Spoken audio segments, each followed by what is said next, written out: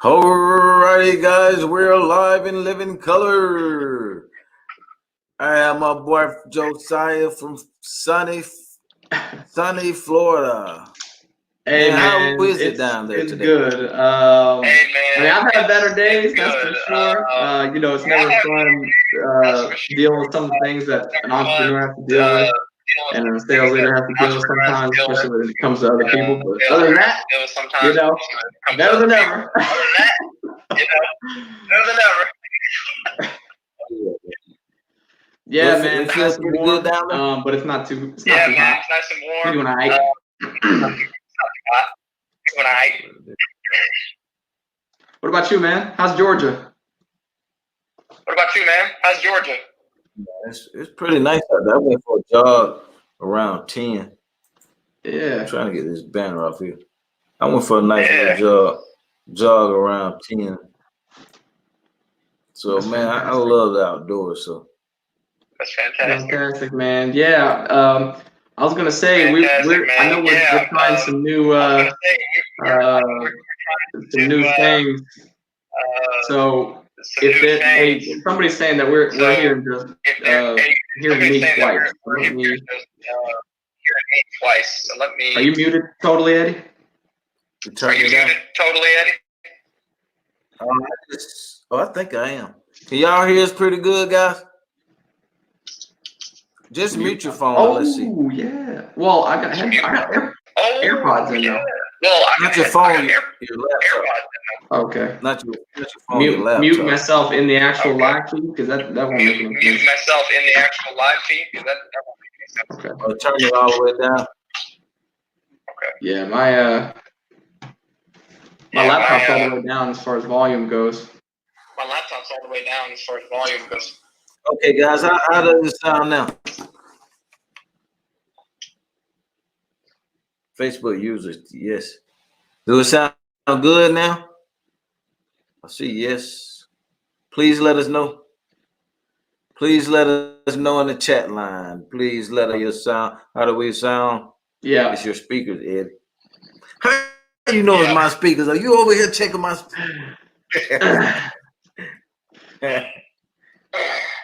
Dang, man. Everybody's streaming, guys. We apologize. Everybody's streaming, so hey, man. Look, I've been having America let a lot of people go back to work, man. They messing up my business, Eddie, man.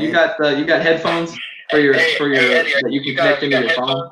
I think that's what it is, bro. That you can connect into your phone. I think that's what it is, bro. Some people say it sounds good. Josiah, say something. How I'm the sound guy.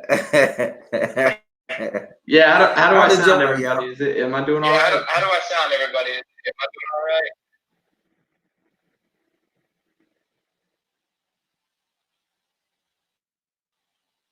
right? I'm echoing now. Oh my god. I'm echoing now. Oh my god. Well, how the heck am I gonna be able to? How the heck am I gonna be able to? Oh, but maybe they. That's probably it, man. That's what I'm saying. Get some headphones so the audio from your phone when I come in isn't playing. Mute your phone. Mute your not your phone, but your. I did already. Yeah, my sound's muted, man. So what I'm saying is they're hearing me coming through your phone. You got the headphones on that connect to the phone, not the laptop. Connect to the phone, not the laptop. But if I connect to the they will because I'm talking to. They will because they're hearing you okay, so that means yes. Let's see if that works. Bear with us, everybody. Bear with us, everybody. I can hear you. How's this, everybody? Can y'all hear us a little bit better? I can hear you. Everybody, can y'all hear us a little bit better?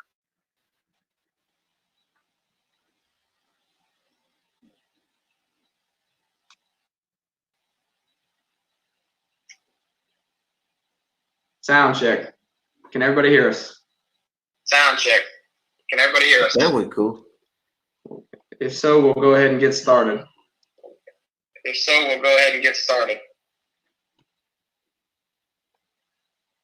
Okay. Rosie, don't be laughing, Rosie.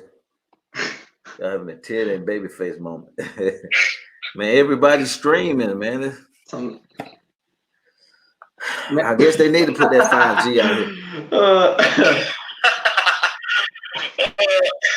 Hey, they talking junk, man. We need that 5G, a little radio, waves. Hey, they cost for the Wi-Fi, guys. Somebody, we gotta have a couple of people that gotta take a hit for the team till they get it perfected. Man. Rosanna said there's still an echo. I don't know about everybody else. Rosanna said there's still an echo. Man, yeah, everybody's saying I'm still echoing. I don't know what's going on, man. Oh man, yeah, everybody's saying I'm still echoing. I don't know what's going on, man.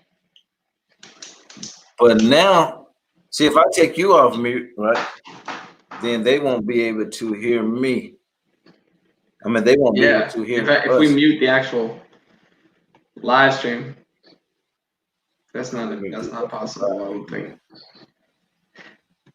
Let me see.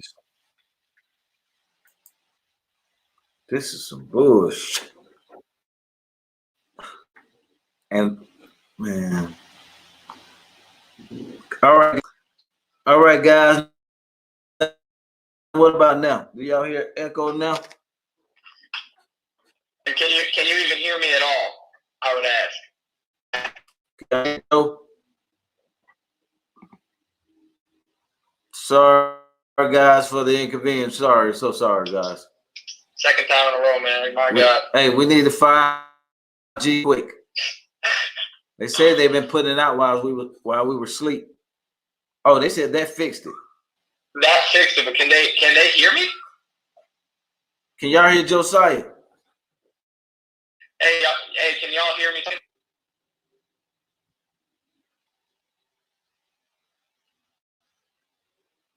Echo still, what the? Oh, they said it's right now. Hey, Rosie, that's your. Hey, you better tighten up, get closer to that 5G. Hey, somebody got to take some radiation for the team, guys. I'm sorry. Somebody got to take some. I'm sorry. They're gonna be in that straight jacket for real, Eddie. That one that you were that one that you do on your ads. Yeah. Dang, man.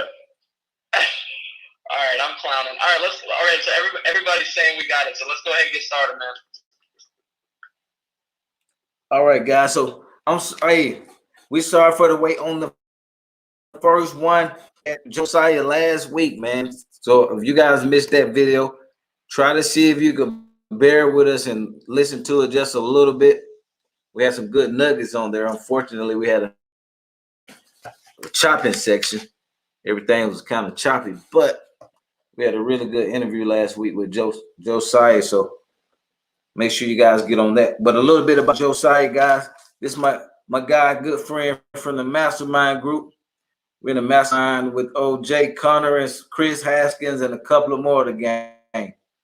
So we learning a lot, guys. And in that mastermind group, hey, you really get put on the spot. You get really, and they help you, look into your business and try to figure out ways of improvement. So if you're down in this area, they try to balance you out and get you where you want to go. So guys, always be a part of coaching, man. Man, I've been doing this since 2005. And I still am coaching groups, guys. I'm still going to seminars. You got to get your education, guys. You got to. Because you'll never change if you're still running on the old system. So if you still got Windows 6 programmed in your head, and now we got Windows 10, chances are you outdated. So you need to upgrade your programming. And the only way you do that is by getting new information and implement it. That's why they say the average multi-millionaire read 40 books a year. Because they're constantly getting new information, guys, new programming that you're putting up here. And then once you start reprogramming yourself, you start seeing results. But if you're still on that old system, you're in trouble. That's right, man. That's right. So, Josiah, tell us what you're doing down in sunny Florida, man. All right. So, my name is Josiah Rivera. Florida. So, Florida real estate agent. Started real estate agent. wholesaler. So that's my bread and butter right now. We're mainly doing wholesaling quick flips. So we will put the properties under contract and either assign them to a fix and flip investor, cash buyer, or a landlord cash buyer. Someone who wants to fix it up and live in it. You know, whoever got cash, we'll take a look at them. We flip those quickly. We're in and out. We get a check. That's just mainly what we've been doing. We've been doing about a month on average.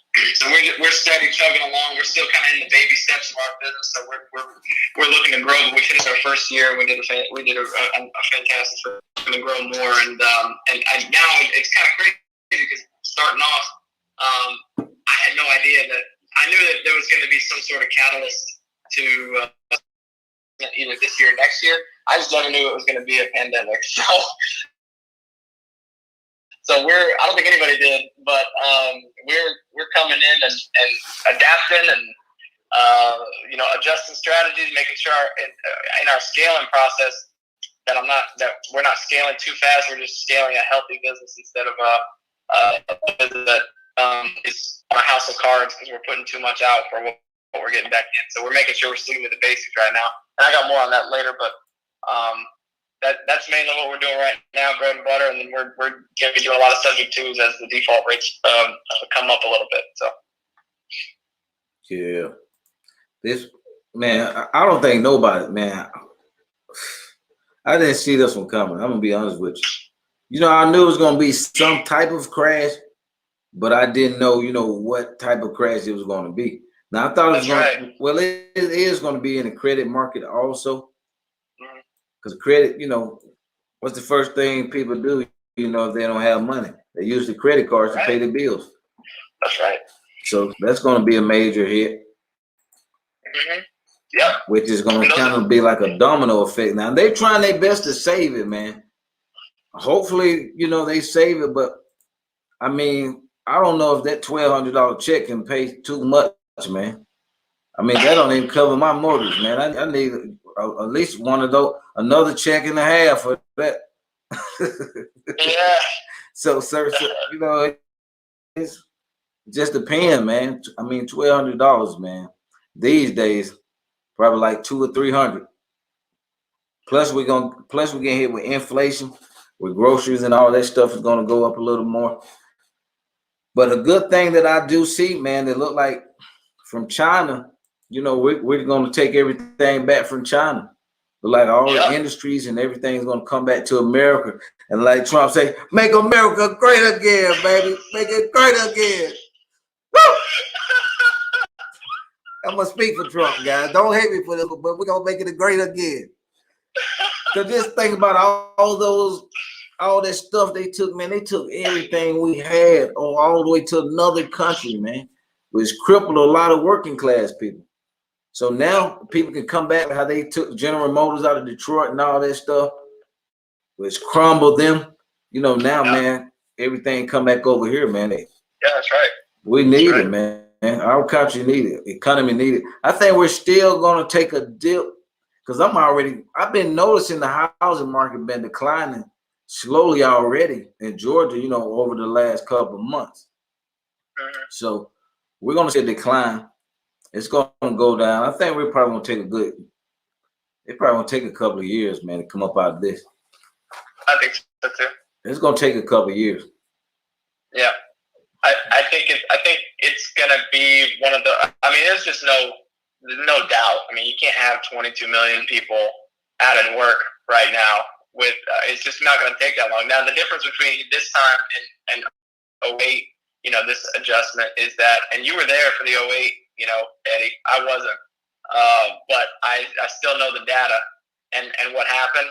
So history does repeat itself, but in this situation, it's not repeating itself because the last time it was the problem was the housing. The housing was the problem. That's what crashed the market, was the housing and the securities back in the market. This time, the demand is at an all-time low. Interest rates were at an all-time low. There was a very low supply. So it was an overall relatively healthy market. and there wasn't a bunch of weird lending going on. You know, predatory lending wasn't. There's a lot more regulations and things like that. The banks weren't in a position where they were getting greedy. Hard money lenders were still making, income verification, stuff like that. I mean, it was still loose. It was starting to loosen up just a little bit, but not like, what I've heard, back then, where they would just be like, "What's it worth? Okay, here you go," and just give you the money, Yeah. So it's different now. It's definitely different. So I think there's going to be a little hop, as soon as, if people can get back to work, I think we'll be okay. I definitely think that we're not going to see appreciation. I don't think we're going to see any more appreciation for the rest of the year in real estate. I think it's going to stay right where it's at, or even dip just a little bit. And then maybe, I think about 2021, given what's going to happen, if there's more inventory, then we're going to see a dip, because it'll start transforming into a buyer's market, been a seller's market for about 2-3 years now. So we've had a long, good run, and now we're seeing that, and this is just a catalyst to do it. Real estate is going to the market's doing it. Just takes a little longer. Yeah. For it to hit. Yeah, it's always a cycle. That's a good thing about real estate. It don't instantly drop like these stocks. I know I've been looking into a couple of stocks that's dropped really low, so I'm getting ready to make a couple of moves. Yeah. I don't know too much. I made a few. I don't know too much about stocks, but I know, what's going to jump back up once everybody get out to moving. So I'm looking at that. Some of them gas stocks are really low now, guys. They're negative. So it's good to get in on some of it, but do research on the companies first, because the big companies, who got all that backing by the government and stuff like that, they're not going to. But the little guys, man, you're going to get wiped out. Like last year Christmas. So that's right, man. There's some opportunities out there. But one thing I'm happy about is turning back to a buyer's market, man. Boy, I got spoiled in the last recession, man. It was a buyer's market, man. We named the price. It's our terms. Hey, we run the show. Right. They turn back to the seller's market, boy. It's a lot of negotiation got to go on. Yeah, that's right, man. That's right. And I think speed to get, because here's the other thing. Like as I was even noticing, the time it would take to get a property under contract, the speed from competition, and people who didn't know there's always a couple onesie twosies that didn't know what they were doing that would jump in and just give the seller whatever the heck they wanted. Yeah. And a lot of the greater fools, those are going to go away. A lot of those guys are going to weed them out, And I think that's what's good, is it's going to reveal. Warren Buffett's saying it, right? It's a classic. It's a classic line from him, and it says, when the waves start, the tide comes back. That's when the ocean reveals who was swimming naked. So that's right. So I'm kind of excited about fewer competition, especially right now during the crisis. If you're able to adjust really quickly and still get those properties under contract, it's different, because people are still selling properties. Things are still going on. FHA is still lending. People are still lending. People are still buying houses. So, and that's one thing that's nice about real estate, is that crime doesn't happen right away, unless it is real estate driven, right? But in a situation where it's economically driven, then it's going to take a little while to trickle out. Now, I can't say that, but really that is kind of what it is, trickle over. Yeah. And that's, you can still sell off maybe a rehab or two that you were working on that wasn't finished when all this craziness happened. You know what I'm saying? So you still have a little bit of time to recover and say, hey, I'm going to sell what I got and just not buy anything right now. Just make sure I get all the cash, stay cash heavy. And then, if it starts taking effect in 2 months, then I'm going to just unload. You know what I mean? That's what a lot of guys are doing. That's what I do, to be honest. I wouldn't get caught with a lot of money in the property right now. That may cost you just because their value is going to drop. So now you got to be below Mayo. Yeah. Yep. 100%. It's getting hard for me to move properties at 70 cents, man. Less repairs. Heck yeah, they want lower. They want a better deal now. Yep. So I'm having a 60, 65, and then not taking any sort of risky like maybe add bad location properties, where I can get them for or really what I'm doing is I'm staying below $280,000 R's. I gotta, and then those properties I gotta get 65 cents. So yeah, you gotta be in the safe zone now, man. I gotta be in the safe zone. That's right. So, and some of them, like when they started, it's gonna crash. It's just a matter of time. Well, it already crashed. Just how low the value is gonna go. I don't think they're gonna go as low as 2008. Yeah. But they're gonna take a drop. I say probably about 20-30% drop. Really? It's gonna go down. Yep. Because the problem gonna be, if you can't give these people money and the mortgage company really don't come in and help people like they claim to, then they're gonna start losing their foreclosure. And once that foreclosure hit, it's gonna start taking whatever the people buy from the courthouse for, it's gonna be the new value in your neighborhood. Right. Yeah, that's true, man. You in the subdivision, your house worth 150, and somebody just bought your house from the courtyard steps for 90. Man, you're gonna be in trouble, man. Now your value, you have a new value. It's not gonna be 150. It might be 110 or 120. That's true, man. That's so true. So you want to get into those? I guess we're gonna get into some of these short sales. That's what's gonna be jumping. That is what's really going to be jumping, guys. It's going to be a lot of opportunity. We've done over 300 short sales when that market crashed. We was rocking and rolling, baby. I'm talking about that's a lot. Man, that was that's a lot. Oh my God, it was a field day, man.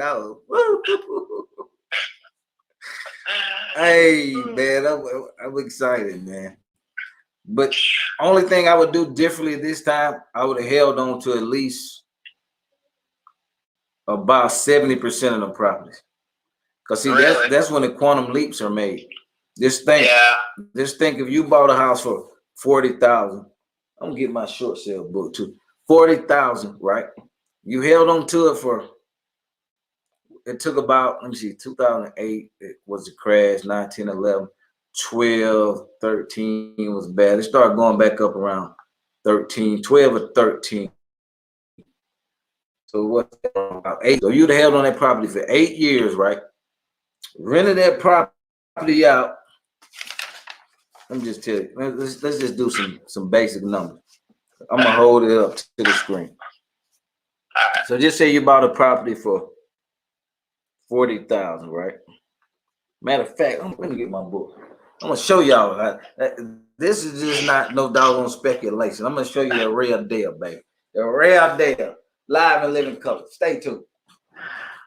I just go right here. 1 second. I'm back that quick, guys. Just like a magician. So, man, I get sick, man. So we got a couple of these books, but we used to take this book to the homeowner guys because there was so many short sales going on, and we would take these short sales and show the approval letter. So I'm gonna actually look up when I'm gonna show you the benefit why you want to. At least you can buy you one property during this crisis that's on sale. How you'll really benefit. Now, all areas are not going to be major discounts, but some areas will. That's why I say make sure you get on that housing alert to find out the real deal. What area is going to be affected the hardest, and you want to be focused on those areas, whatever cities it is, because sometimes it may be cities within the state, certain cities. And you said that was housingalert.com? Uh-huh.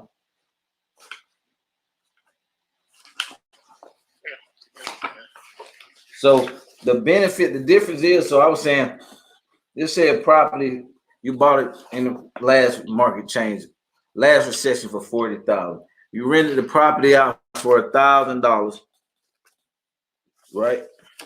Mm-hmm. We got 40,000 purchased. I put it $1,000 a month. That's pretty good. That must be a 3-2. Yeah, 3-2 for 12 months, so that's 12,000, right? Now you know you got taxes and insurance and all that good stuff. So let's what you put into it? What you put into Repairs, it? right? Those back then we had like a good 20,000. Okay. So that put you in at 60,000. $60,000. So the repairs. So the repairs are 20. You purchased it for 40. You're renting it out every month for $1,000 a month, which give you 12,000 a year, right? Just say we take out taxes and insurance. So you netting 10,000 a year.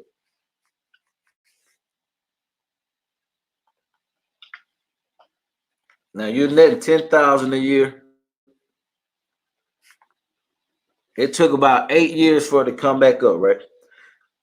So you just say 10,000. Let's do our profit. 10,000 times 8 years for it to come back up. That'll give you about 80,000. So you got $80,000 you made over 8 years, right? Now that, and I'm gonna show you a property just like this. Now that same property is worth, let's say I think the house worth. I'm gonna put it up on the screen. It's just one. It was a nice house too. Oh my God, man! Anyway, back to the money, man. So I think it's now worth 180, right? So just say you sold it for 180. Oh my God. Taxes and insurance. I mean, not closing costs, all that good stuff. Just say you in at you net 150. Right? Say you net 150. And I'm gonna put it on the board, guys. I'm just writing it out. You sold it for 150. It's worth 160, but you net 150 out the closing cost. So subtract the 60,000 in one property, that's gonna give you 90,000.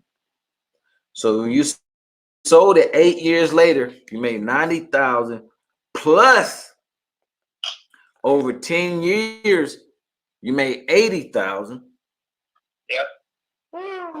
That's $170,000, guys.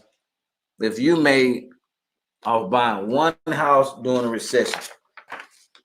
So I'm gonna put the numbers on here, guys. Because matter of fact, let me pull this up.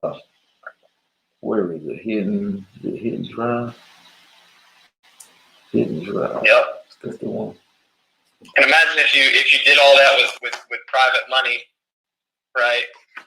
At the time, refied it out, was getting principal pay down, so none of your own money or credits in it, and then you did 10 of those like that.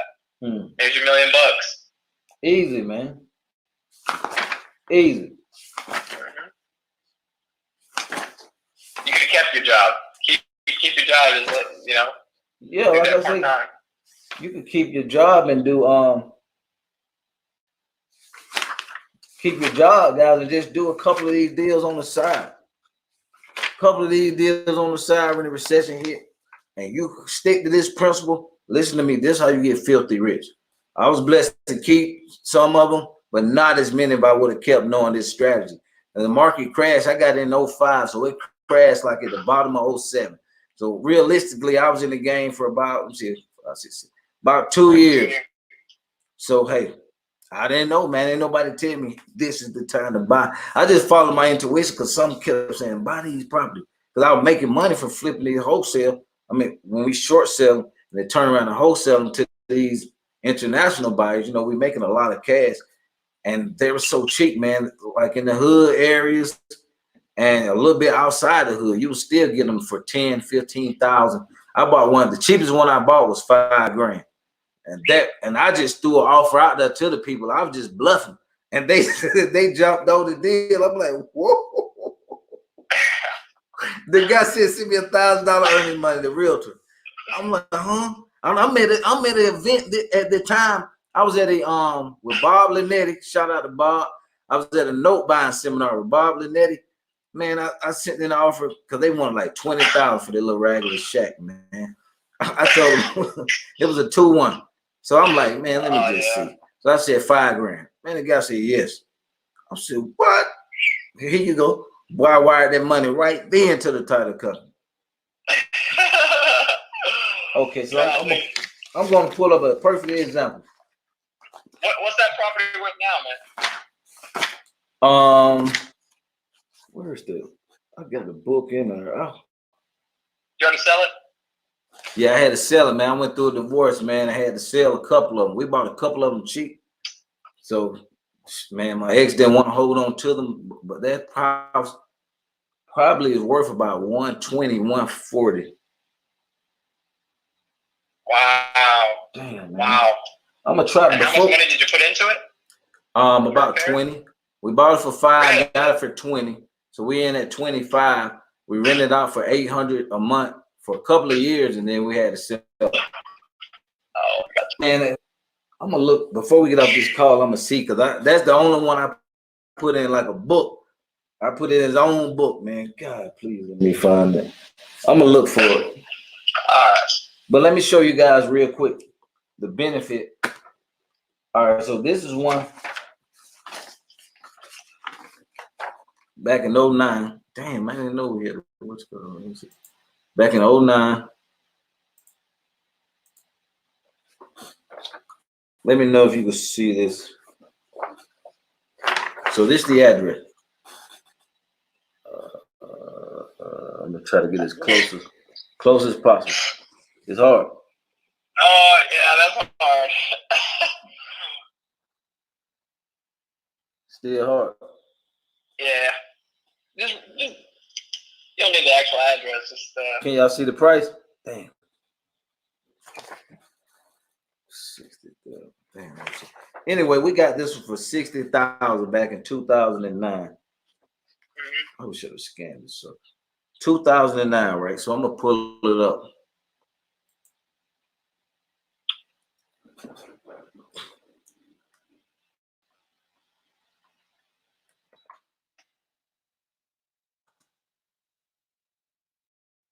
You know what? I'm gonna pull up an MLS. I want to see what it's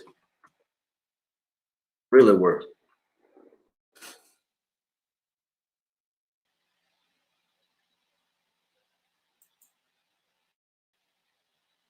I'm gonna share my screen too.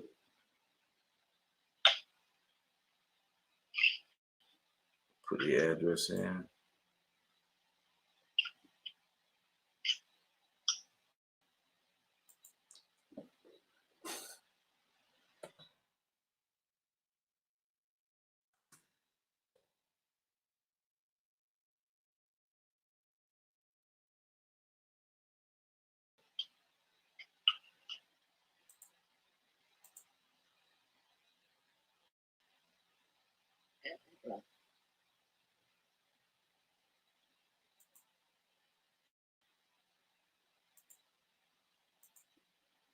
Let me. Can you see my screen now? Property right here. Hit and drive, right? Back in, this is back in 09 when we bought it. Like I told you guys, we buy a truck. Even back then. So in 09, we got it for 67,000. And we wholesale the property to this guy here for 79, right? So we made, what is that? 79, 69. Couple of thousand, about 30, let me see, $7,000 on it. Right? We got it for 67, man. It needed painting.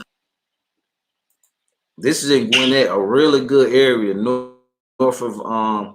Look at the value. 173. 173, guys. And we got this. We did a short sale on this property and bought it. Look at the value, man. Oh my God, man. This is just one reason I wanted to kick my butt once I did this. But hey, if you knew, hey, nobody don't, man. You got to learn trial and error. I just had a little sense to to hold it for that long. A little sense to hold some of the properties. So, like I said, this was 173. We bought it. We bought it for 67,000 back in 2009. So these are the kind of areas this is the kind of stuff we're looking at. And I'm gonna pull the property. I may be able to pull the little ugly house I bought up here. 1,000.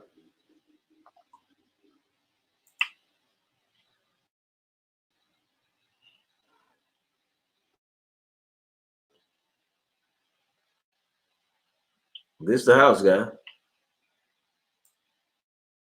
60,000. That's a nice property for 67,000, man.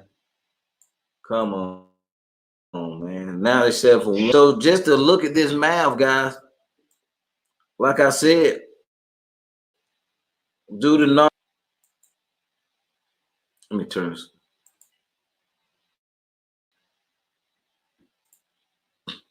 Let's do the numbers. Man. Stop sharing.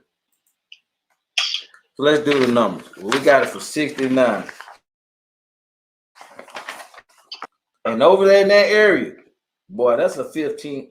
Man, that's a $1,500. I probably even get sick if I pull up how much of the cash flow right now. That's a guaranteed $1,400 area, right? $100 all day. Yeah. So if I would have been in, I put 67,000. 67,000, I would have paid them probably 10% or 8%, between 8 and 10% a year. Well, Painted carpet, man. You said you spent 12 grand on the rehab? Oh, I didn't rehab, but I did a wholesale and made 12 grand on it back in 09. Oh, gotcha. And that goes to show you guys the properties you can still wholesale in a recession, but you gotta be lower. That was in 2009 when we did a short sale and flipped it. So that was during a recession time. We made 12 grand. But looking back, and man, just to show you guys the benefit of buying and holding, to help you guys like with the real truth about how you do this thing, man, when the recession hits, you want to private money and hold as many as possible. Hold as many as possible. So let's say 67,000. What that would have been on private money? Let's say. Wait a minute. So so Eddie, so you got, your purchase price was 67, but you were able to sell it to somebody for 79. 79. And what was the after repair value at the time? Oh, after repair value at the time, probably it was like 100, 110, something like that. 110. Okay. It was low. Gotcha. Somebody still for 79? Heck yeah, because they didn't need nothing but painting carpet. Shoot. Oh, I got you. That was sweet, man. I'm man. But I'm at a loss for words. We had some properties, man. The majority of them painted carpet. We just knew how to negotiate on them real good from all the training and stuff. But we was, man, Jesus Christ.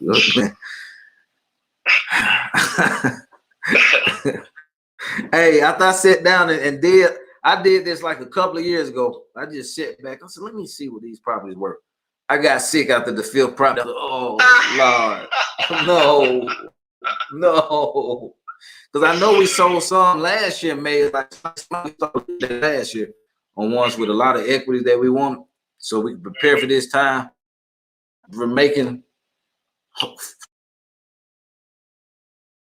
$2 million to $20 million. Yeah. That big of a difference. Now that's a quantum leap.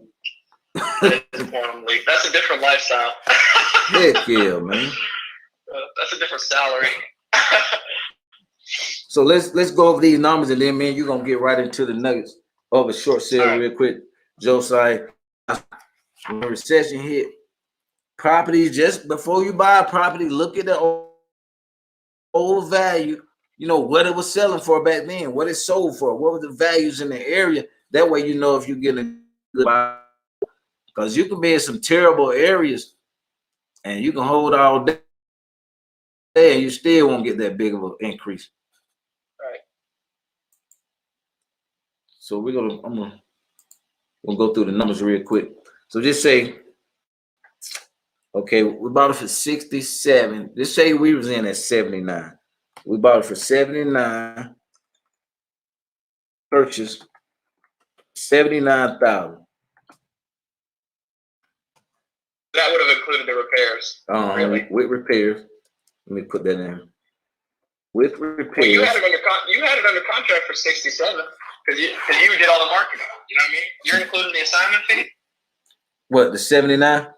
Yeah, because the 79 minus 67 is 12. Yeah, that's what we made when I wholesale the property.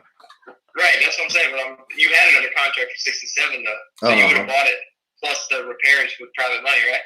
Yeah, that's what I said. With the repairs in there, I'll say we probably would have been in at about 78, 79. Oh, okay. So that's why I said I put about 10 in there. Just say we all in 9,000. What I wholesale it to this guy for. I got you. Now just say it's written that all day, man. 1,400. Jesus, man. Oh, boy, that is so good. That is so nice. A hip pocket National Bank. The best bank for the check to go to. The best bank. Hip pocket. National Bank. So let's say 8 years. See, 8 years, how much cash flow is it? You got 8 years cash flow. Let's see, 8 years. So 1,400 is how much a month? That's 14. That's 16,800 here. And what was your interest on the loan? 79,000. What was your interest? 10%. 8. Back up. 8. 8. Right. How much was that total for the 12 months? At first? You're looking for cash flow, right? So you're paying out interest-only payments for the 79, including the repairs, of $527. So if you're renting out $1,400 a month, that's $73 in cash flow. But that's obviously if you don't refinance with your principal pay down. So for any of you guys who don't know, if you're buying with private money, it works the same way. It's interest-only payments to make it juicier for the private lender for capital, get less of a return per year that you hold. How much is that private money payment? 563, you said? 527. 8%. How much is that per month cash flow? 873. So I rounded up the cents. So slow. And so multiply that by 12. Yeah, so you got $10,476 in cash flow a year.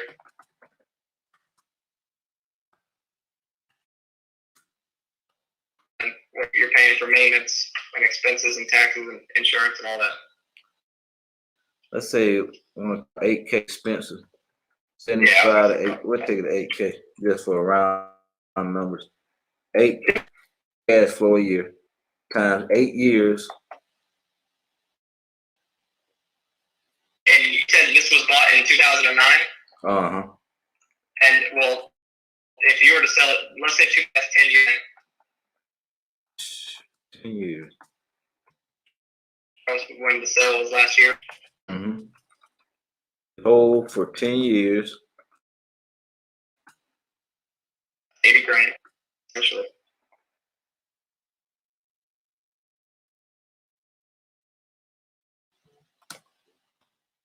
Now you sell it for what it said, 173.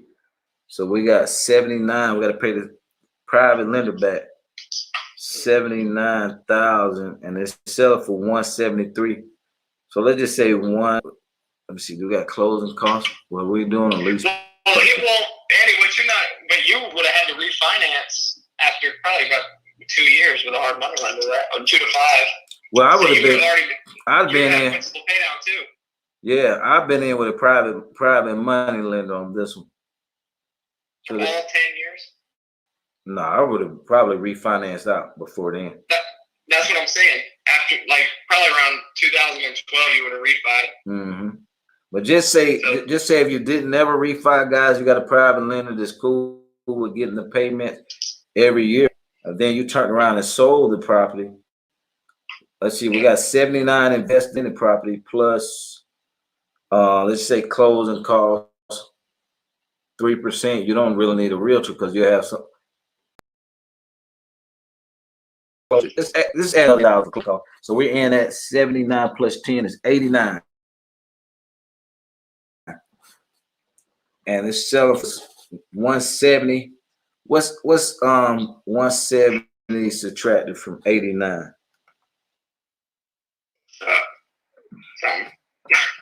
89K. Let's see, equals.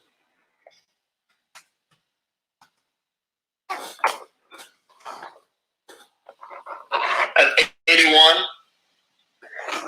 That's 81,000. And then from the cash flow, but 8,476 or whatever is about 84,000 over the 10 years. So in cash flow. So whatever that is, that's 165. So you would have made $165,000 on that property.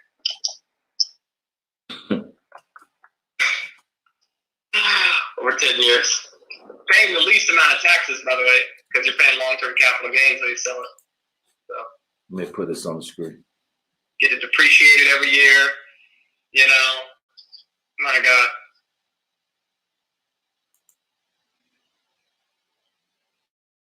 Damn, no shit. Those are just gross figures, but that's not including any hiccups on the way. But that's I'll do it. If you would have had 10 of them like that in 2009, which is very, very doable. Very doable. That's less than one deal a month. You would have, there you go. I mean, you'd be sitting on at least $1.5 million. Man, you'll be King Kong right now. Hey, you'll be ready for the next round. Right. I was gonna say you would have cashed out $1.5 million, ready to do it again, man. Except with your own money. So it's just the next time it's gonna be exponentially more when you cash out. So that's a. So let's go. We're gonna go through this deal again, and we're gonna get into a little bit of the short sale. So I got a deal in front of me, guys. So I just showed you back in 2009, the market was down, right? This property is in Gwinnett. You guys familiar with Atlanta? This is north of Georgia. Gwinnett, really great area, really banging area. So we got a short sale approved for $69,000. We did a wholesale and we sold it to an international investor and made 12 grand, right? During the recession, property only needed painted carpet, guys. I'm gonna be honest with you. Short sale on the property. So we just broke down the numbers. If you would have bought this property and do like a seasoned investor who know what to do in a recession, buy these properties when you can get them 50% less, very little work. You're bringing the private lender. You want to pay them between 8% to hold the note on the property. Bringing the lender, pay them back between 8 to 10%. So we're in on this. So the purchase price, if we would, instead of paying for the dollar, like I always tell you guys, stop going crazy about the little wholesale check. Some money in the long run, especially if you could stay in on the owner finance. But for back in 2009 that we did a short sale on, right? This property we kept, we didn't do anything. We went back and did paint and carpet, right? So just say we're 70 with painted carpet. We're renting the property out for $1,400 a month. $1,400 a month. Damn, I want to put this on. I'm trying to see if I can put this on here going by Tinkler. Okay, let's see.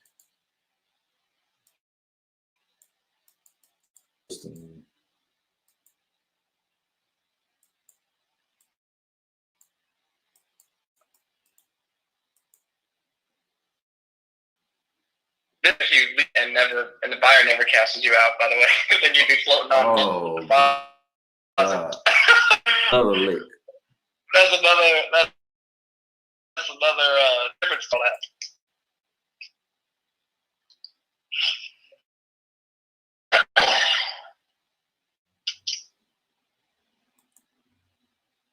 All right, I'm gonna put it on the screen. I want you to see these numbers for you yourself, man. If you could have at least a deal during this recession, do it. All right, yeah, here we go. Back to the money. So 59,000. 14, we rented out for $1,400 a month. Private lender, we paying them 8%. Is this 8 or 10? One of these we calculated 8% per year. So they're getting interest only payments for 5 years. And this, hey, that's definitely way more money than the bank gonna pay. Per month, after you subtract the 14 from the 527, it's 870. On 873 per month. Now the end of the, you got taxes and insurance, so you may be cash flowing about 800, 810 or something like that. But we just kept it. Hey, you figure out the rest. No, I was just playing. But so just say we 870, which would be 8 the taxes and insurance and your maintenance. Your cash flowing 8,000 a year off this one house. You hold for 10 years. After recession is gone, and you could tell when another one gonna come because the houses go all the way as high as possible. You'll see them soar. Then they get stagnant. Start going up real high. You want to sell at the top of the market. Don't try to wait it all the way out. If you don't wait this year and sell, you might be in trouble. Because them values, I'm already seeing the value. Catch the height of the market when you see everybody going crazy, buying houses, interest rate, it's time to liquidate. So you sold this house 10 years later and you made a profit 81,000. So subtract what it's worth now, 170. And if you guys just tuning in, you got to go back in the video. I'm showing you where subject to property, short sale property, short sold. The guy owed 140 on his property.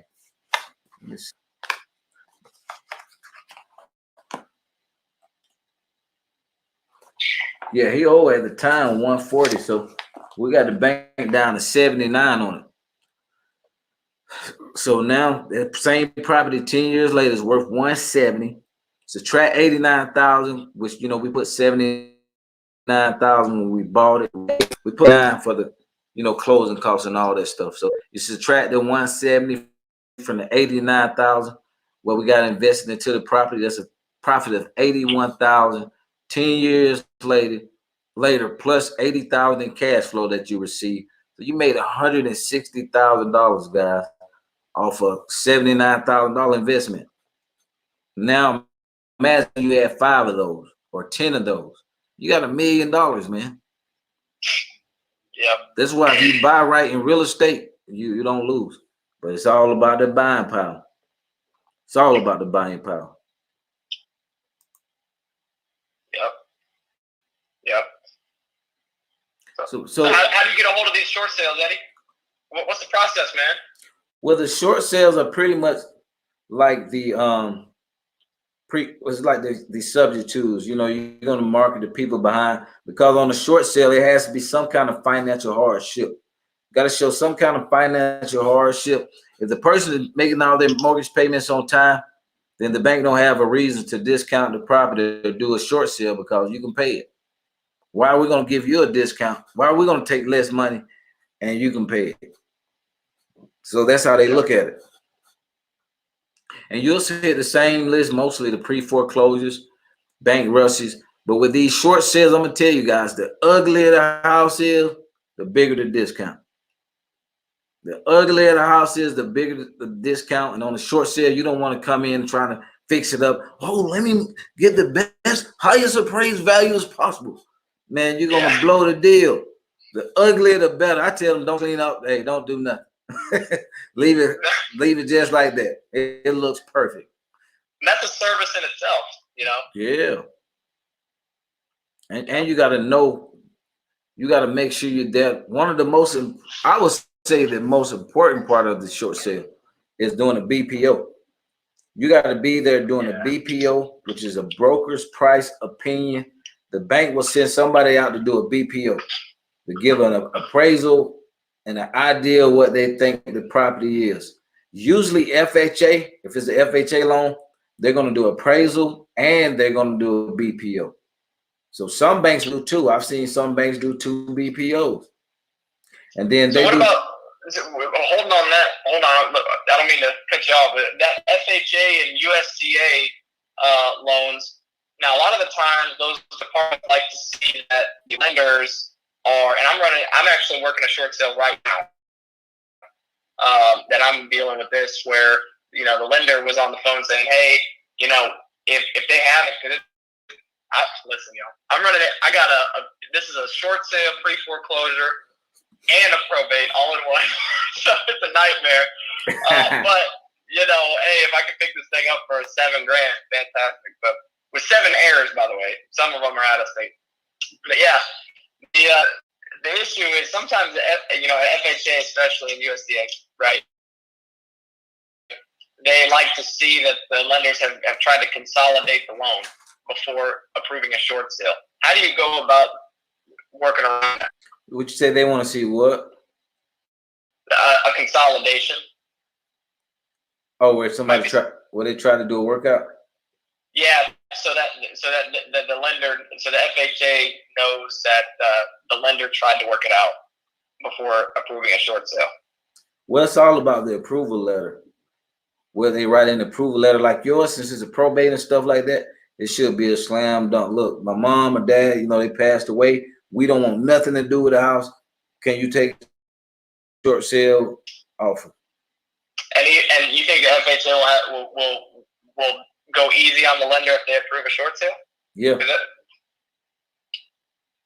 Yeah, because these banks, most of them, after 90 days, when your property get behind, most of them have insurance, so you know they get paid when you get 90 days of default.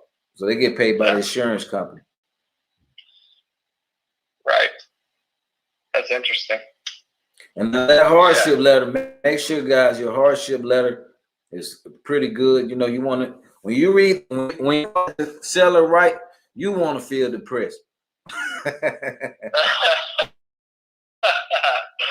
Hey, if you read the hardship letter and you're not depressed, that's not sad enough. You want to, boy, you want to feel like you need a drink or something after you read it.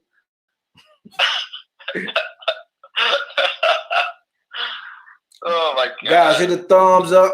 Please subscribe also to the channel for more free content. Hey, we're gonna get, man. Hey, you roll with us, guys. We're gonna show you how to make some money in this recession.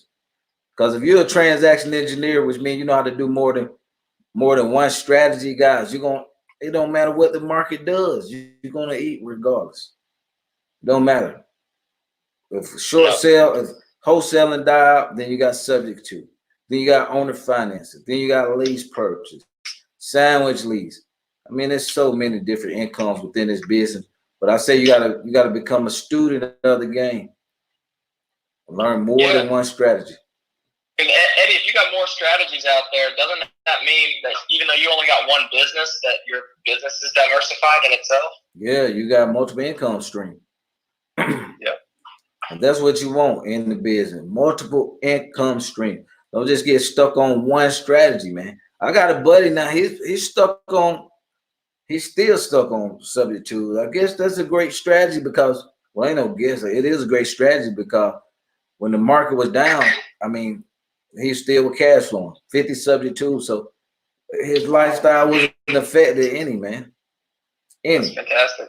I'm looking at him because I only had 3 when the market crashed last time. I'm like scratching my head, looking at him. Him and his wife, they still going out partying, still going out town, flying out. I'm like, oh my God. And he told me, man, you better hold on to some of them properties. But you know, sometimes when you're new to the business and that money coming in so good, you think you got all the answers. But there was a vet. There was a vet that had been through it before. So he had been through one of the recessions in the 90s, I think. I forgot what year that was. So he's been through it before and he learned, you know, you better keep some properties.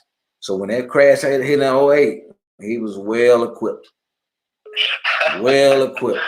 That's how you gotta be, man. That's how you gotta be.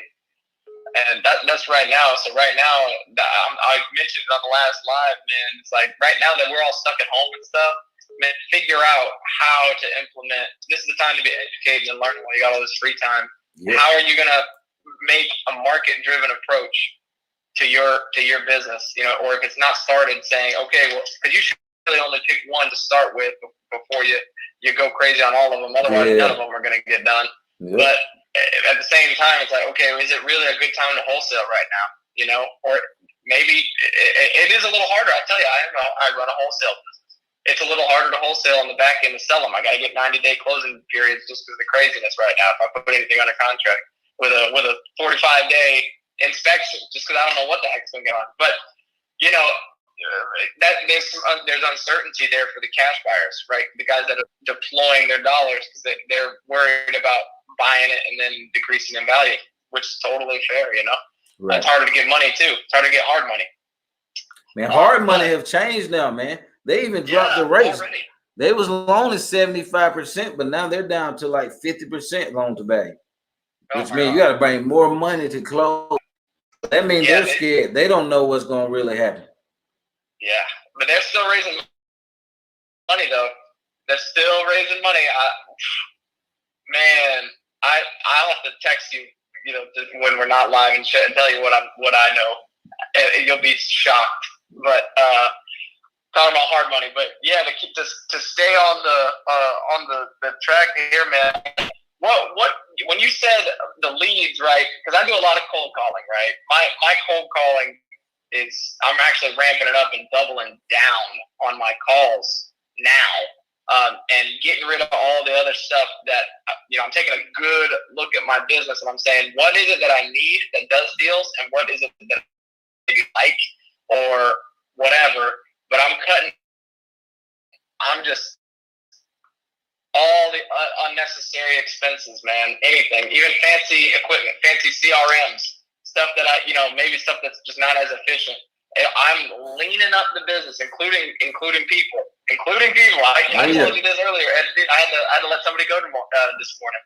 So I'm leaning down absolutely everything, so that I can focus on what works, keeping the money coming in, keeping the income coming in. And you know, even if that means I got to do a lot of the acquisition stuff and the disposition stuff myself, and do handle most of it. You know, so yeah, that's what I'm doing. But what about bad credit lists? You mentioned credit, so marketing to these lists. I know you do a lot of text bass, you do a lot of RVMs, you do a lot. I don't know if you do any cold calling or anything like that. What's your buying machine look like right now, Eddie? What do you mean, like? Mm-hmm. You have the same cold call, ringless voice blast, and text messages and email. Who's doing your cold calling? Huh? You got a VA doing your cold calling, or you? Yeah, VA. Yeah. Okay. Yeah. Nice. Me too. I got 2 of them. And we're gonna do right now. We're looking at certain specific lists to say, hey, which ones are gonna be hotter right now because of the situation. Like I wrote a couple down that I was gonna You do bankruptcies a lot, but now I don't know if that's a good time, but just because of what's going on. If bankruptcies are a good time, you're still hitting bankruptcies. But I was going to hit some bankruptcies. I was going to hit bad credit lists. You know, guys with bad credit, maybe they that will probably be a great time, because if they don't got money and they don't got credit, they got nothing right now. But if they got a house, I'm the guy. You know what I'm saying? Yeah, that's right. That's right. And then pre-foreclosures, I'm probably going to wait on those until July. Yeah, you got to wait till you get back jumping. Yeah, I'm going to wait on those. And then the high equity absentees, I always contact those anyways. But all the landlords, a lot of those are landlords that did exactly what you were talking about. I'm glad that you went over that deal with that $69,000 property, because a lot of them out or something, but maybe they only did buy one of them, right? Maybe they only did buy one of them, and now there's some sort of hardship. Maybe they lost their job. They only bought one of them, and they bought it on a low, plus all the appreciation. They already put money into it, so it's livable. And they're okay. They're going to make a profit at selling it at a discount, which I'm willing to take up. You know what I'm saying? So right. Those are those properties that were bought in the 2009 to 2014 era.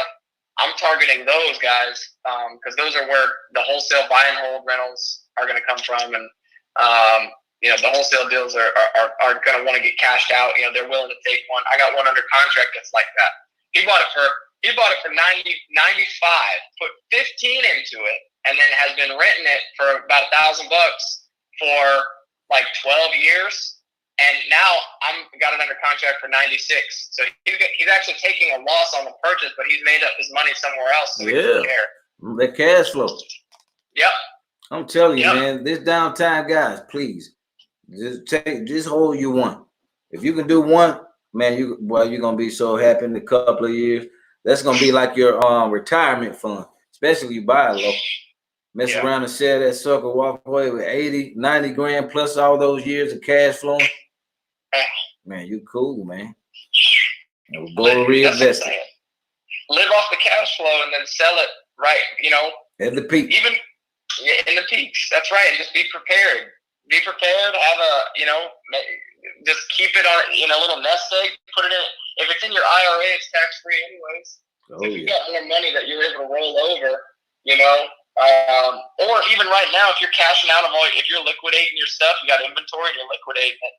As more inventory comes to the surface because people are a little bit more motivated, now's the time to be doing those 1031 exchanges if you wanted to re-pop into the business. You know what I'm saying? Right. Definitely. So, yeah. So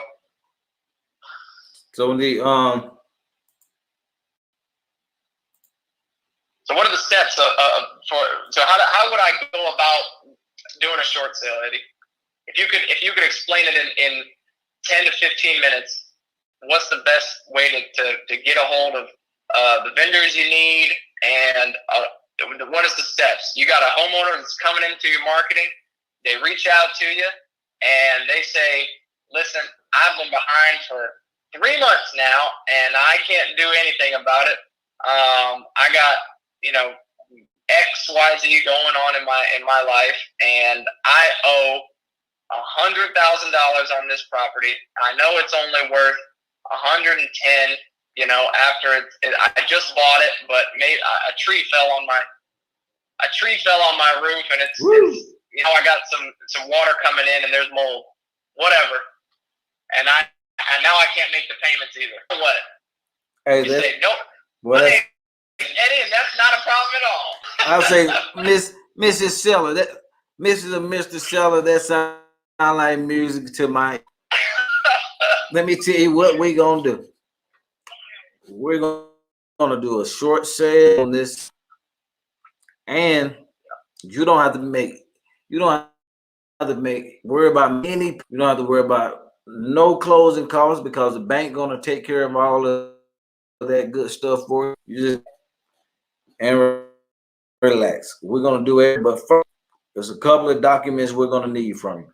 We're gonna need a hardship letter stating why, and you want to tell details about the property, how bad it is. The dog died. You want to mention that too?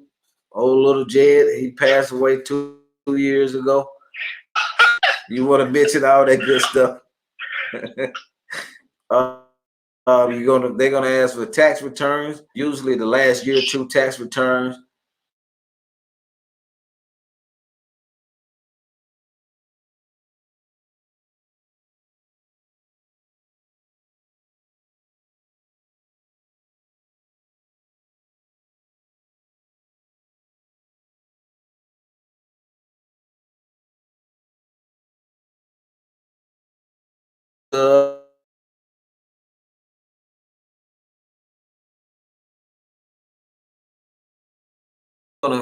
This is what you're gonna tell the seller to. If you're in a crunch time situation, which means you don't have that much time, you will need to get on a three-way with the owner. Call the lender up and tell the lender you want to do a short sale, and you need to know what documents are needed for the short sale. Now, sometimes, oh yeah, you will have to fill out their I think it's called an RMA statement. Each one is different, but you'll have to fill out like a little package from the lender also. The seller will. And then you get all those documents together. Make sure you write the loan number on the top of every page. Every page that you send in, guys, write the loan number on the top. That way, when they get the facts, you know they got all the documents together.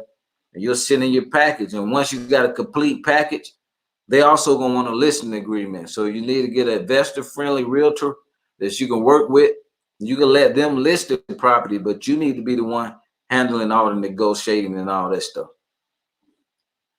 So it needs to come from you as the expert. You need to negotiate and do all the negotiation. The realtor will list the property to send in to the bank. And let me get this straight. So the realtor is going to be representing you as the buyer. Right. Correct. So they're actually getting a listing agreement with the seller, sending it to the bank with your offer. Right, and they get paid double commission from the bank, guys. Yep. So they get double commission. So you know they're gonna want to roll with you. And you get started, and once you get that complete package in, they will order the BPO and send the BPO out there, to give them an opinion of what they think the house is worth. And after that, guys, it's just gonna be based on that. You want to drive value too. Like, just say if they come in with a higher offer, then you want to come with the neighborhood. Hey, well, look at this neighborhood. Look how bad this neighborhood is. You can go on. I think Crime Watch. It's one of these websites. I can't think of it off top, but you can find out information on what's going on in the neighborhood.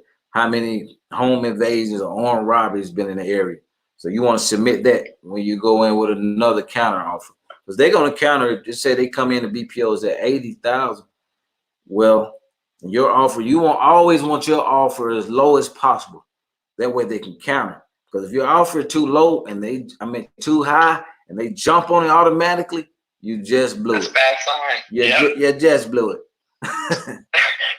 Because that means that your offer was either too high or right on the money. And you didn't leave yourself in the room to negotiate. That's true for everything, isn't it? Yeah, heck yeah. You want to be as low as possible and then meet somewhere in the middle. Yes. If they counter, that means they're interested. If they don't even counter, they don't want to do business with you. That's what you want to do is you want to get that offer out there as low as possible, within reason, for regular people. Yeah. But banks aren't regular people. They're not going to come out there and cut your throat because you gave them an offer $20,000 below what they thought it was worth. Right. Banks are logical. So if you come in and rational, they want some principal back so they can loan out more than. Man, Eddie, you made a fantastic point yesterday. They want.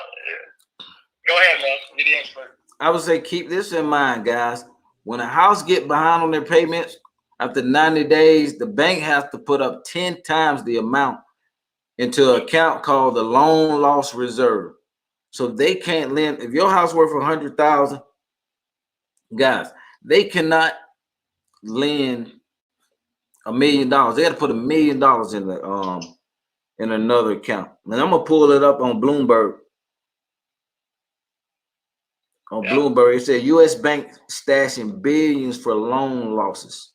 J.P. Morgan in 2019 they put to side 1.5 billion.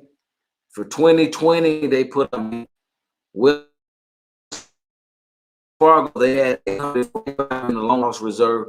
Now they had to put up $4 billion into the loan loss reserve. Bank of America billion they had to put up versus last year $1 billion. And I'm gonna let you guys see this. I told you guys, you can see the money, baby. You gotta watch the money, gotta follow the money. U.S. bank stashing billions for loan losses. I posted too, guys. If you follow me on IG or either Facebook, Mr. Transaction Engineer, I'm gonna post this so you guys can see for yourself where we heading. Where we at, really not heading, where we're at. Yeah, we were headed there in December. Yeah. So we're here. A lot of people, heads are still in it saying, "Oh, we just gonna come out of this thing." The housing market, man, it's cause and effect. Cause this coronavirus effect's gonna be foreclosures and a lot of more jobs lost and just a lot of madness going on. Even when we get back, because you got to think people got to go back and try to get new jobs, but some of their employers are gonna be closed down. That's right. That's the other thing, man. Real estate's not going to be the only opportunity out here. Oh. The opportunity to get in as a venture capitalist is going to be. There's going to be so many struggling businesses out here. Take Carnival as a perfect example. You heard what happened to Carnival? What happened with them? They got bought out. There's some overseas investors that loaned them a ton of money. Because pretty much bailed them out for a large percentage. Yeah. So what's going on? Yeah. So what's going on is because they knew they were going to bounce back, but they went offshore. Oh. To avoid taxes. So they're not getting bailed out. There's some sweet deals out here as far as business takeover too, guys. There's some nice big listen, it's always an opportunity, man. If somebody hardship, hey, it's always an opportunity. You just got to be ready for them and be aware. That's right. I mean, how easy would it be? Any fool with $1 million, right, can come over to a maybe small, medium-sized business with 10, 20 employees that's having a really tough time. Give me 60% and I'll loan you $1 million to get you through the year. Okay. Or whatever, majority share, 40%. It doesn't matter, all chunk. And then when it does happen, so that's the thing, you can get some of these businesses for $1 if not in the whole business. Right. So a lot of opportunities. So that's another big opportunity, man. I think that's a big opportunity. Look at Ronell said it's going to be 27 million people unemployed after this week. 27 million, guys. They said it took 10 million. It took, 10 years to build the job economy up to 20 million, but only took 4 to 5 weeks to knock it out. Man, and these people think the market just gonna turn around and it's gonna keep going up. Man, 27 million people out of that 27 million. Just say half of them can't afford it. They got houses. Man, that's gonna be a lot of properties, man.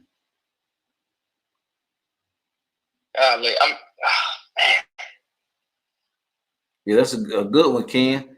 Shout out to Ken. Ken said, if you buy right, you don't worry about competition. That's right. You got to buy right and buy in the right area also. Yeah. So as of August 29th, 2019, there was 157 million Americans in the workforce. So 27 Golly. That's 17.19% unemployment. Jesus Christ. Potentially 50 million unemployed to come in the next few years. Oh my God. And these people running around thinking the market get ready to buy back. They overpaying for properties. They gonna see. The workers gonna see, man. You can't overpay for no property, man. Like this lady, I did a video on her. The house is gutted, right? House gutted. She owed insurance company. They won't give her no money for the house. She been battling with them for about 2 to 3 years. They won't give her any more money for the house. They're like, hey, take it or leave it. So now she want to sell the property, but the mail formula is coming in at 80,000. Ma'am, this house needs 50,000 in repairs. What the heck you want me to do? She gonna try to bluff me. So, oh well, I got somebody else gonna give me some money. I said, well, let the fool give it to you. Hey, she said she got somebody willing to pay 30,000. He's stupid enough to pay it. Hey, I would take the money too. I would too. Yeah, that's right. Shoot. That's right. Get it in. Hey, take it and run. I'll be back when he backs out. Yeah. He's backed out, but I rode 2 weeks ago. Well, I ride by it all the time, but still nothing going on. So I'm gonna follow up with her. I'm gonna let her sweat a little more because she owe 100 grand on it. I'm telling her, look, lady, let's do a short sale. This house is gutted, man. I get that house for $20,000-$30,000. That's it. Then we can work out something. I can give you 10,000 for your furniture or whatever. Short sale, you can't get the money back. You can't. Yeah, that's what I was gonna ask you. Yeah, so can you? Is all the personal property in a short sale? Write that off. I guess as I'm buying the seller's objects, personal property, as a part of the deal, and that way they get a check. And is that legal or? Yeah, as long as you buy something from them, but that won't go in the hood. They're just like from me to you type of thing. Well, you got that nice sofa. Hey, I like that sofa. I'll give you 2,000 for it. So they can't tell you how much it's worth to you. Right. But legally, like on the hood, you can't give them any money. But hey, you want this piece? Of course. You want to pay $5,000 for this chair? Hey, but it's a nice chair. That's a nugget. They think they're walking out with nothing. And you know what? Do you have anything else for trade? Yeah. Some people, man, I seen the guy with a raggedy house, man. The guy owed 100 grand. It was a little piece of crap house, man. We did a short sale on it. The bank gave him back 10,000 for participating. So some of these banks will give the sellers money to participate in the short sale. This all depends on the lender who's behind the loan. Especially if it's worth 100. I mean, 100 grand is locking up $1 million in their fund. 10 grand pennies. 10 grand. Here you go. Get the heck on. Here you go. Boom. Yeah, that's right. Shoot, they stopping. Right. Yeah, pennies stopping some. I can't loan out $1 million for this little raggedy house. You better come buy this thing now. We got money to make. The banks don't lose. There's also an opportunity in notes right now as well. Yeah, in the next couple, and if you know how to do it. Yeah, defaulting notes, guys. That's a big thing. Big deal. It's gonna be a big thing too. Mm-hmm. All these hedge funds, that's what they're gonna be after. Yeah, they was going crazy, man, with them houses. When that market crashed, man, they was buying at least every month, probably 1,000 or 2,000 houses every single month. All the little local investors I used to wholesale to, they was calling me crying. Man, they buying everything. Do you got something, man? Please.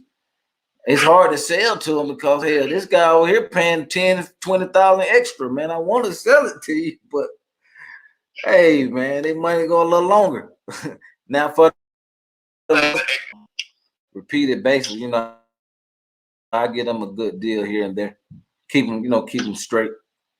But man, them big overpaying like crazy. Yeah, that's the other thing.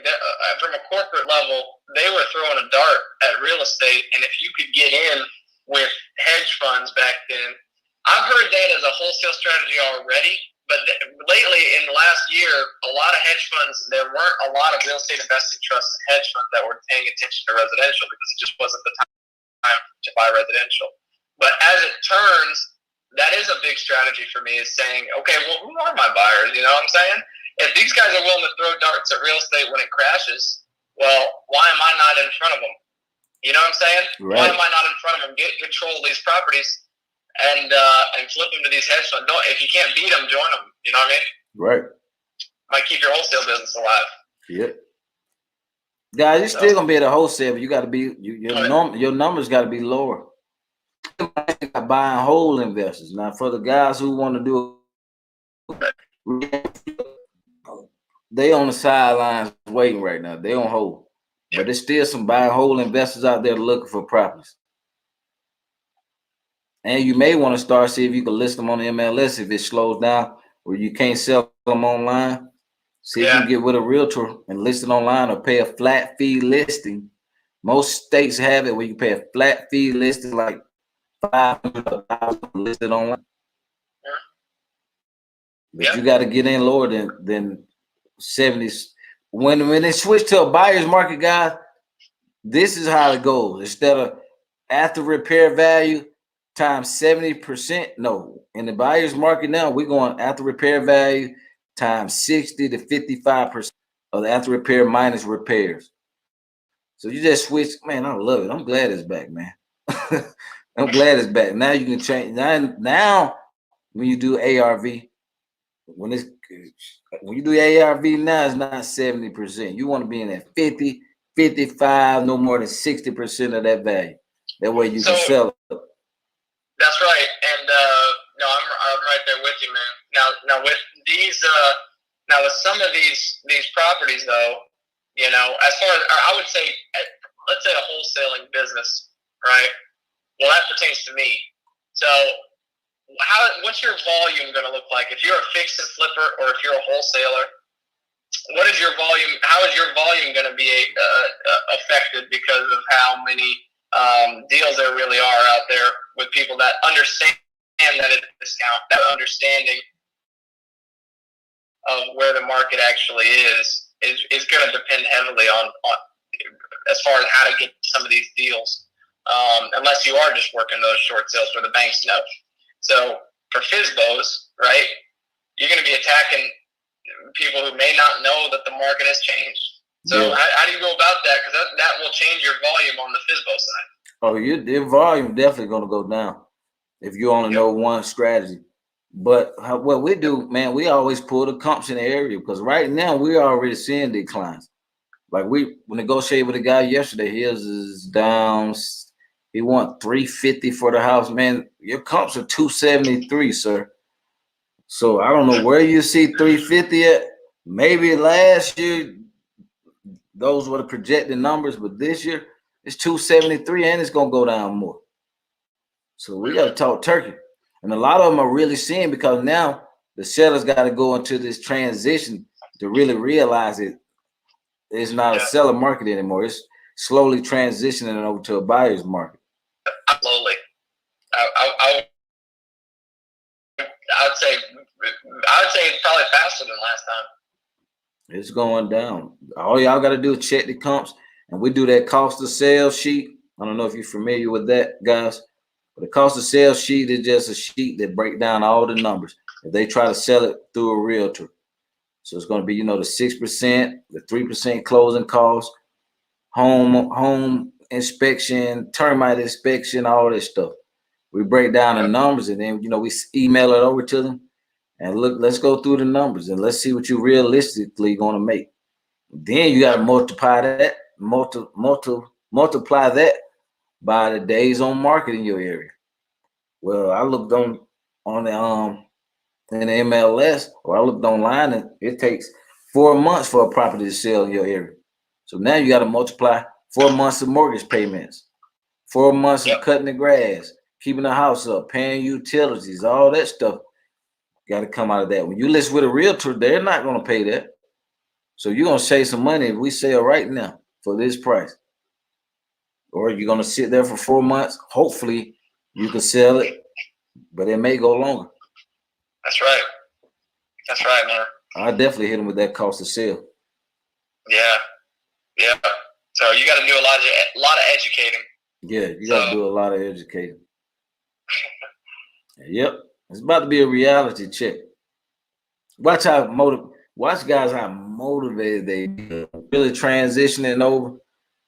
It's gonna go to man, oh my god, their head was in the air. They was so it was a seller's market. They had rights to be. But now it's coming back over to where you get really paid, the buying side. So now they gotta come in. And it's gonna really be they better I tell people now, if you got some properties, you better try to sell now because when them foreclosures start hitting, you're gonna start losing your value so fast, man. It's gonna be pathetic. Your value that you've been holding on to for so long, unless you just keeping the house for a rental, if you got room to liquidate and got cash, I will sell now. Really, you supposed to sell last year, but you still might got a chance. You still may have a chance.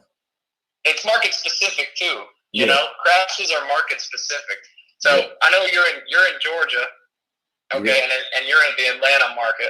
I'm in North Central Florida, where it's not going to be drastic variation, but it definitely will happen. You know, it's definitely going to happen, but it's not going to be like insane. I don't think it'll be 30% right off rip. Yeah. I think it's probably going to be more like 15%. 10-15%, I would say. Yes, because right now we're still getting above asking offers on stuff. Like I'm seeing stuff on the MLS that are still, if they're really nice. I'm working on one right now. I flipped it on the market now. It took 2 days on the market after staging to get it for $269, and we got a full price offer within 24 hours for $272 during quarantine.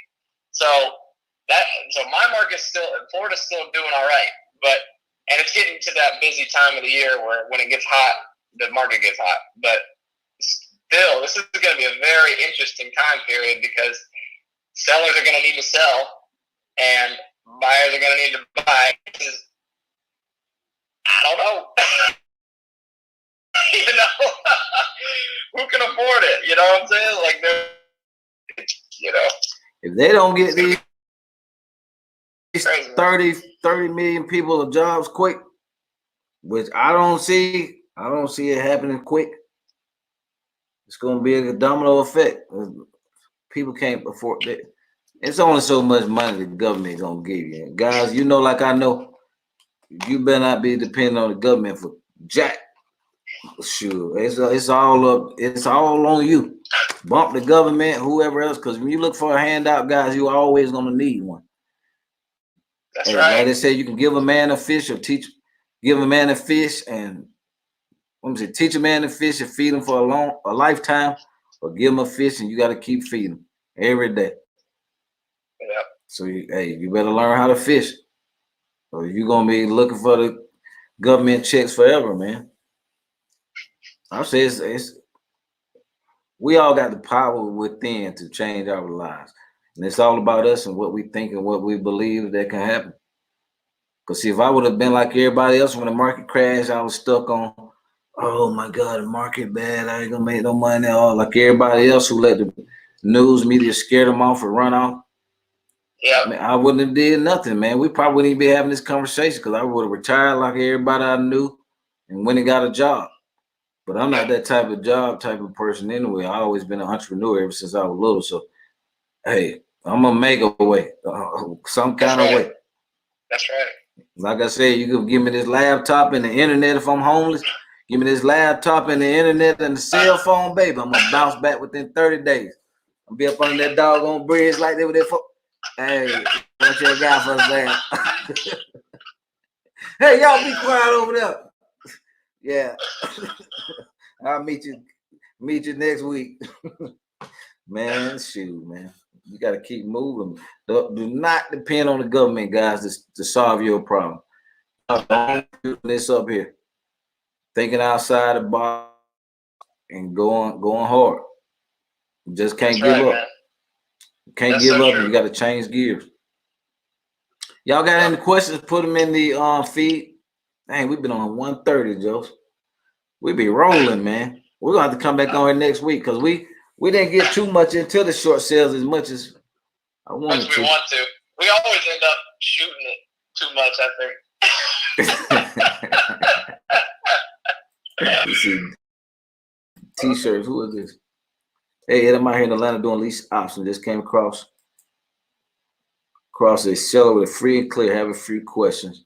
Ken, email me at info@Mr. Transaction Engineer.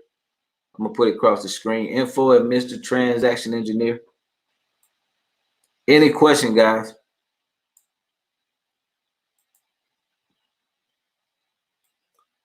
So you had to fire somebody today, man. It's not easy, is it? Oh no, sure isn't. It's a mess. Never easy, man, but somebody got to do it. That's right. That's right. All right, let's see if we got any more questions. Oh yeah, I like what Ken said. This goes back to what we were talking about with the sellers and the negotiation. Yeah, ask them to justify their numbers. Where are you getting this $350,000? I want to see it. Oh, because my countertop was flew in from Spain, and no. Okay, your value went up about 1,000 or two, but that's it. Not 50. You can't justify that. Jerome said the hardest hit markets are going to be the West Coast. For some reason, Jerome, I believe it, man. They say the higher end houses are going to take a good fall. They always do. It's sweet on my crib, but I see you want a little bigger for a good price. I may have to get another one. I may have to reconsider. Do one of those high end lease options on the, like Ron talked about, man. I don't know anybody that does that. High end lease options for $500,000 arms and above, or $300,000 arms and above. Yeah, that's what we do. 500 and better. Well, we do all of them, but I like the big boys. That's where you get them $100,000 checks. My God. Yeah, them lease options, man. And for me, man, these sellers, most of the high end sellers, to me, understand more. Like I don't have to sit there and keep explaining it to them several times. They usually get it. Man, we're getting my student Sharice. I got to call her today, but we got one now. What this lady want? House worth 1.1 million. She want 50 down, owner finance for 5 years, 3% interest. I'd do it. Heck yeah, we're gonna put on the contract, look for a buyer, and flip it. We only got to give her 50. I mean, the minimum we take down on $1 million, that's 10% is 100,000. So 50,000. Yeah, we should get a little more between 50 minimum up to about 100. So between 50 and 100, we should make. We should walk away with about 75, hopefully. Okay. Give her back. Okay. Give her 50. Yeah, I mean, if you in markets with the high end properties, because you got to think they love to get in, especially if they can get in on owner financing. But when people are looking, that's why I like the higher end houses. Now you got to spend a little more money with marketing, but if a person looking for a higher end house, they know they got to get a jumbo loan, which means they got to come with at least 20% down. So now they see your opportunity. They can get in without having to go through the bank and owner finance it. Man, you're a blessing. So for those high ends, are you mostly owner financing them on the back end? Because a lot of those higher end buyers, they're also more intelligent buyers. You're dealing with more intelligent buyers and more intelligent sellers. So you got a lease. Is a lease option going to work on those higher end? Are they going to with $100,000 or a doctor with $100,000, but they've got, maybe they have their own practice, only been open for a year, but they had a good year. A buyer like that, they don't have the credit or maybe have the credit, but they don't have the income history to qualify for a jumbo then. But they don't want to move again. And you say, okay, well, I'll take 10% down, but to qualify for a loan on the back end and cash you out, they're going to have to bring another 10% later, aren't they? Well, if you're close with an attorney, what you should with the end buyer, you have them wired into the attorney. That way they'll have credit. They'll get credit for it. Well, yeah, that's what I mean. They'll get credit for the 10% that they brought, but won't they need another 20% down?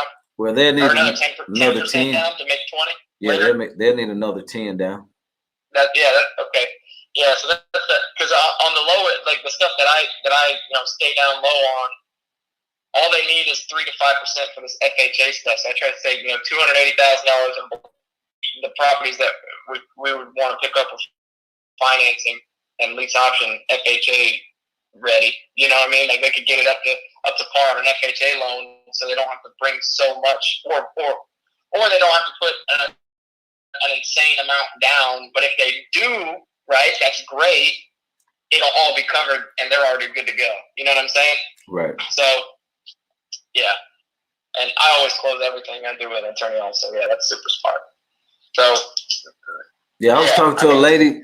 I was talking to a lady yesterday. She said she's closing subject to deals, without an attorney. She just having a homeowner sign a deed over and record. I'm like, she's talking about, well, what should I do if I don't have the money to close? Man, you need to find the money because they can come back. I had a friend where he was doing tabletop closings like that. That's what we call tabletop closings. Yeah. Where you sign all the paperwork and then you go record the deed. Man, he got sued with practicing law without a license because one of the sellers on the subject to came back and challenged him. They wanted the property back. So they took him to court and warned him he had to sign the property over. Wow.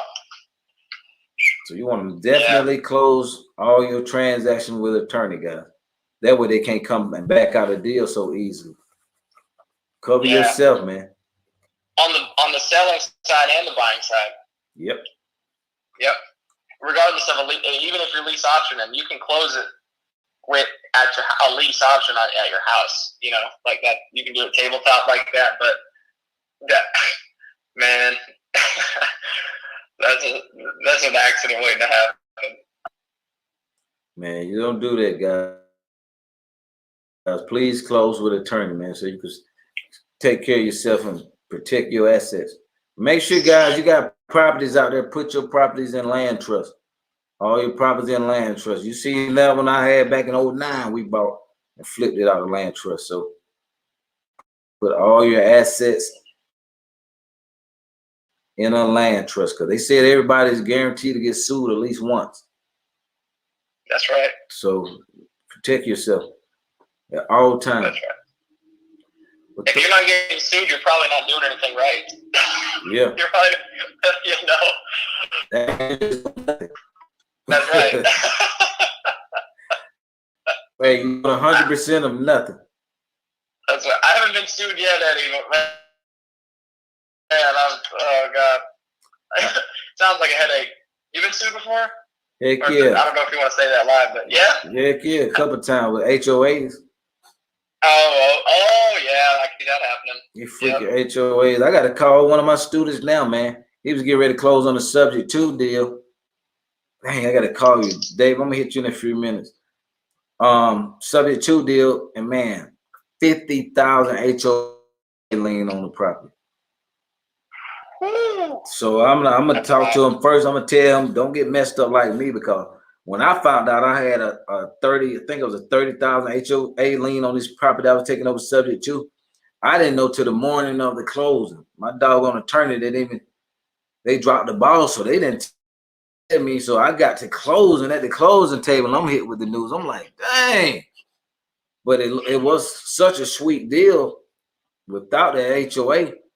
But come to find out, you need to settle that before you close for the simple fact the guy was a complete asshole with the HOA, so they wouldn't work anything. They wouldn't work out no deal, man. So they try to sue me for it because we changed title because I closed on the property subject to.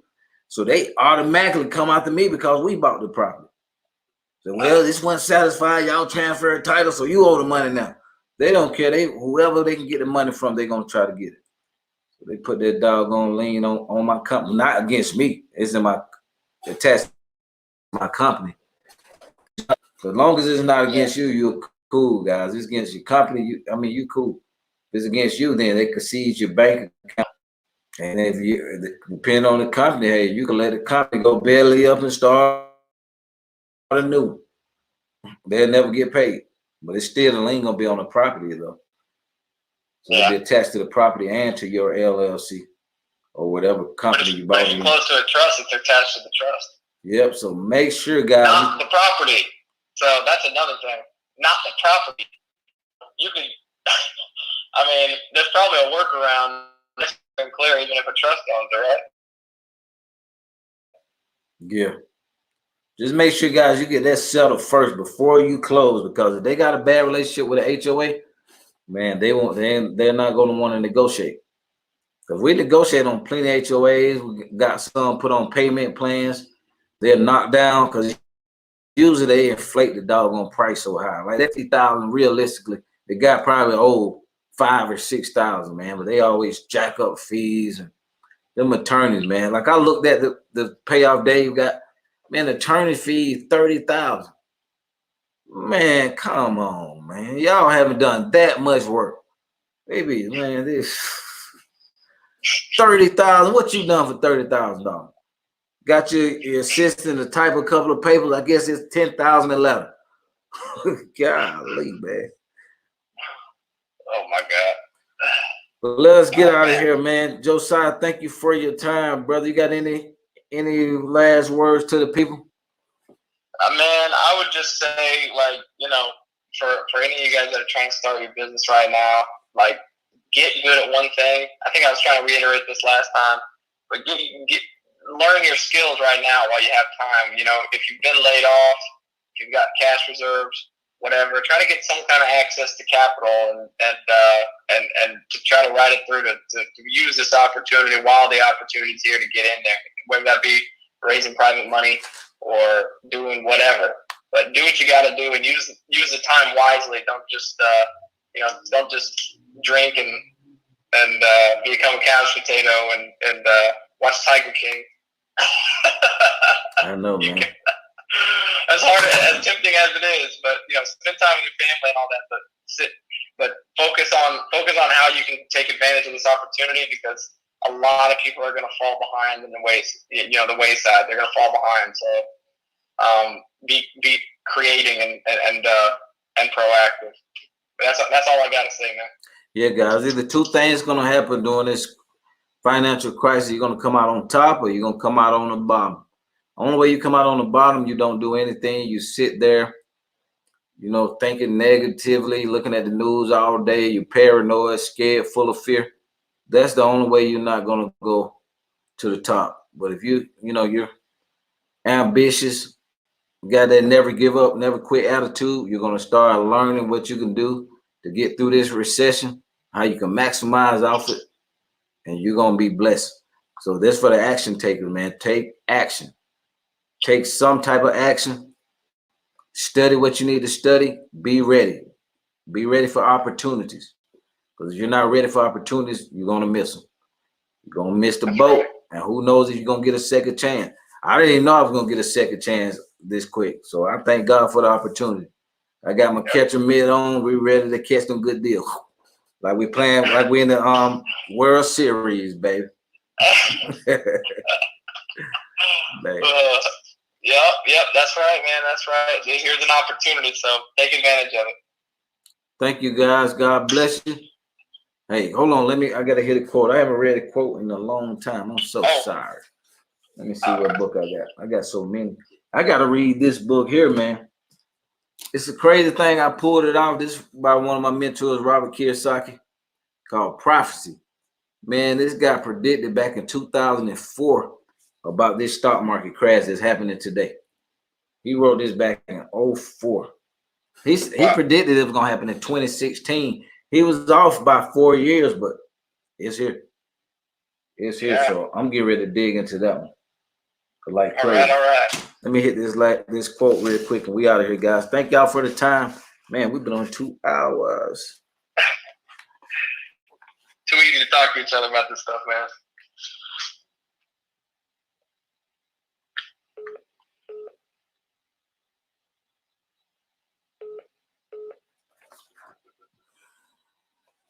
So I'm reading out what's called the Daily Stoic. 366 Meditations on Wisdom, Perseverance, and the Art of Living. Let me put this up here for you guys. Now I try to read as much as possible and do the audibles. By Ryan Holiday. I'm gonna hit it quick. It said, don't let your attention slide. When you let your attention slide for a bit, don't think you will get back a grip on it whenever you wish. Instead, bear in mind that because of today's mistakes, everything that follows will be necessarily worse. It is possible to be free from error, not by any means, but it is possible to be a person always stretching to avoid error. For we must content to at least escape a few mistakes by never letting our attention slide. Stay focused, guys, and let's get to the money. Have a great